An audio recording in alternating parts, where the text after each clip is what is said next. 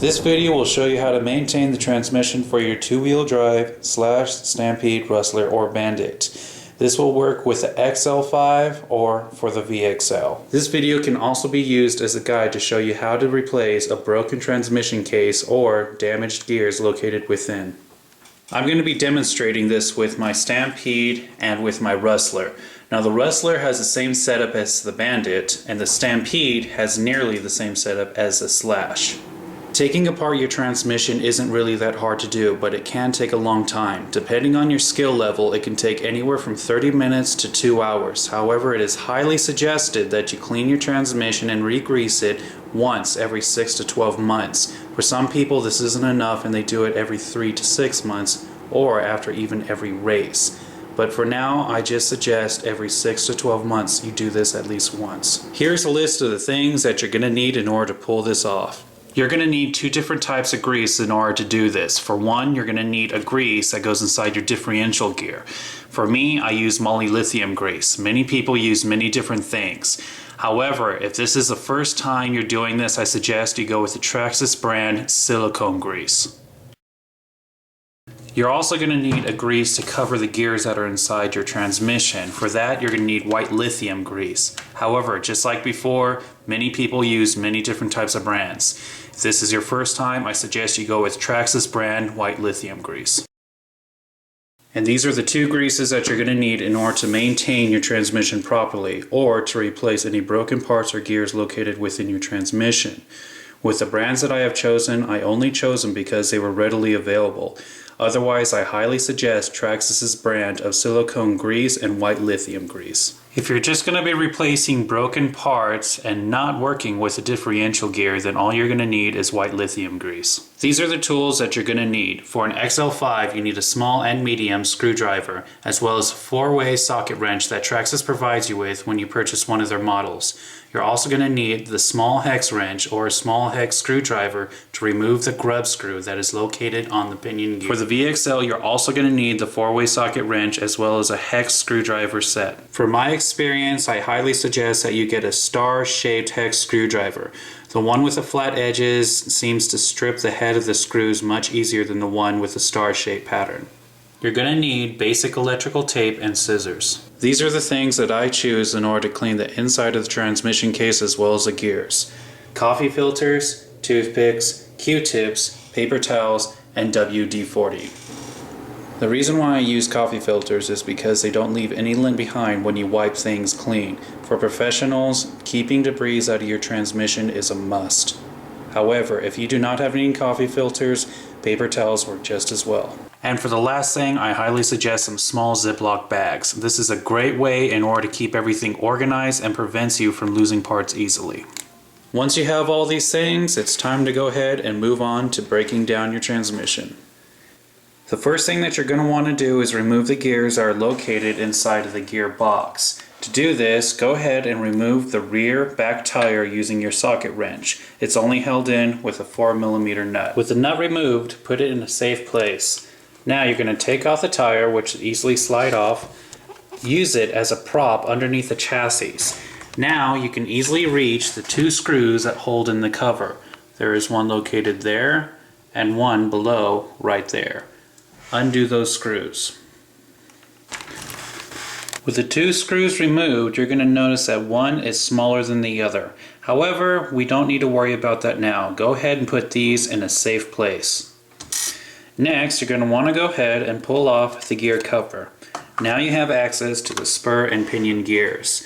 The next thing you're going to want to do is put the rear tire back on. You do not have to put the nut back on, just the tire. So, let's go ahead and do that now.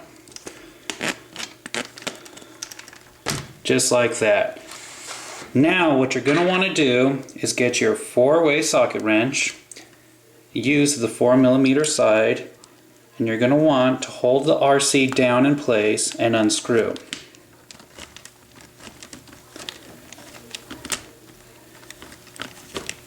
Now the reason why you want that rear tire back on is that it will hold the spur gear in place. Otherwise the spur gear will turn and will not allow you to unscrew the nut.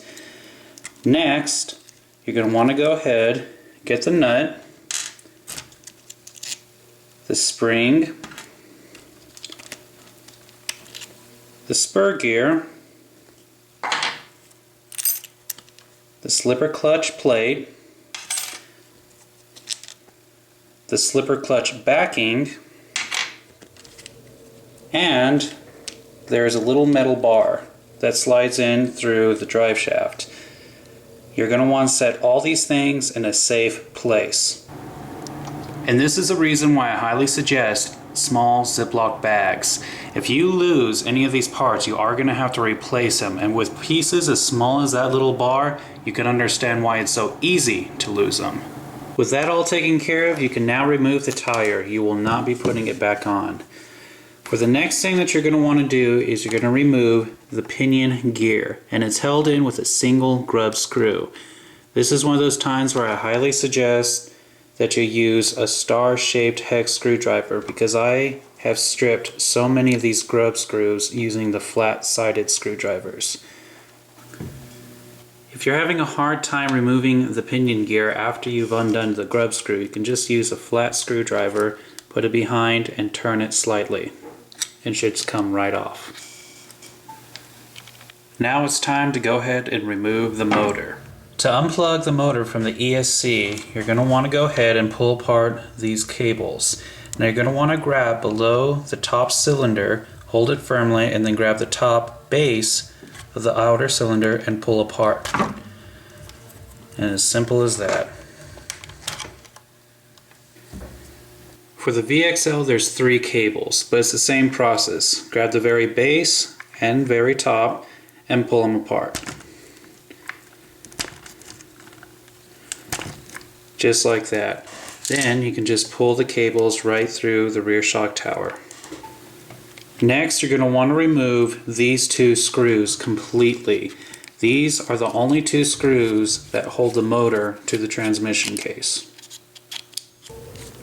With these 2 screws removed, you can now easily just pull out the motor. Now, I like to go ahead and, just to help myself keep organized, I lightly put them in just like that. Next, you're going to want to remove the wheelie bar, and it's held in with 3 screws. One there, and the other 2 on the other side. And these are the sizes of the screws that are going to come out that hold in the wheelie bar. But once these are removed, put them in a safe place. To take off the wheelie bar, it just slides backwards. The Slash does not have the wheelie bar but a rear bumper. However, it does share the same mount that the wheelie bar does, and it's held in with the same exact 3 screws. So it should not be too much different from what I showed you. If you do not have a wheelie bar, then you're just going to have 2 screws on the left side when you're looking at it from behind. You can just go ahead and leave those screws in for now. Next, you're going to want to remove the rear A-arm from the transmission case by undoing the pin that holds them together. So all you're going to do is you're going to unscrew it.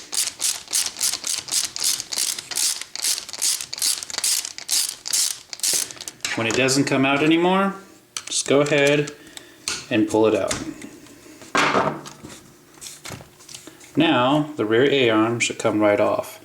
Go ahead and slide it back into the rear A-arm and screw it just a little bit. That way you won't lose it. Next, you do it to the other side. Now that the rear A-arms have been disconnected from the transmission case, it's time to move on to the rear shock tower. For the Bandit and Rustler, the rear shock tower is the easiest to take off.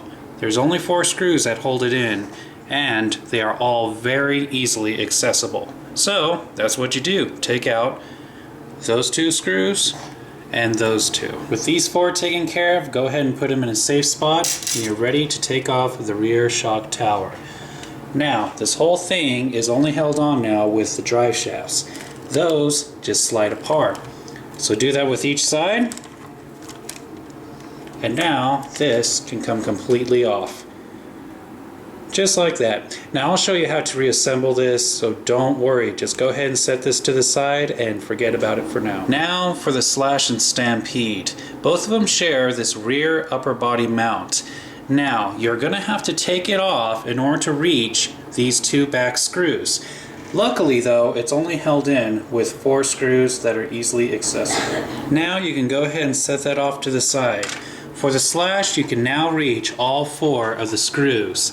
However, for the Stampede, you have a lot more steps.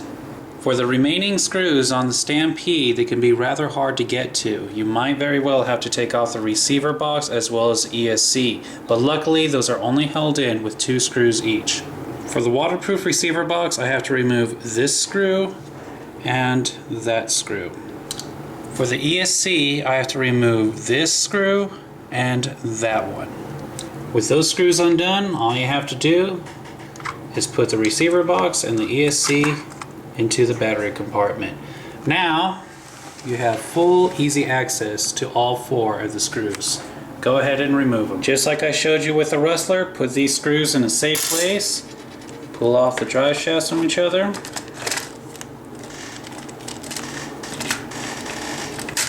And the whole rear assembly should lift right up and out.